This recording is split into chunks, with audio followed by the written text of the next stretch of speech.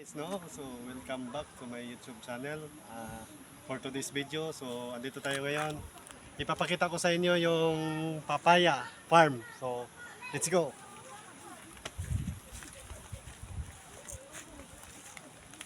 So yan mga idol. So andito tayo ngayon sa papaya farm dito sa Bulacan.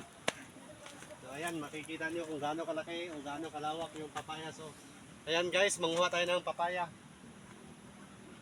So sa lahat ng manonood dito, sa lahat ng manonood dyan, pwede kayong dumalo para kumuha lang ng papaya. Basta hindi niyo ibibinta, pwede niyo iluto, wag lang ibinta. So ayan guys, maghanap tayo ng hinog.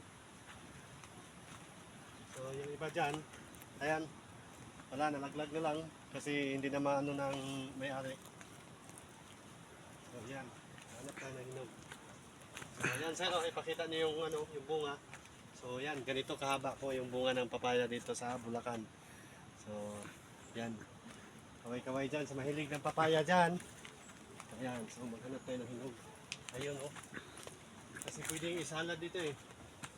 So magkuha tayo ng hinog, salad natin mamaya. So masarap yan, isalad.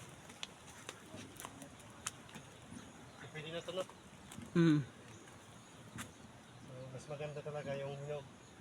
Kunin natin, pero kukuha lang tayo ng isa para isalad natin mamayang gabi, panghapunan natin. So sa ngayon, wala pang masyadong hinog kasi napunan na nung isang araw. Ayan o, gaano kalawak yan. So kabilaan po ito. So yung farm na papayas almost 2 hectares. So yan o, kuha natin hinog. Medyo ano pa o, malibalang pa. So yan, maraming salamat guys.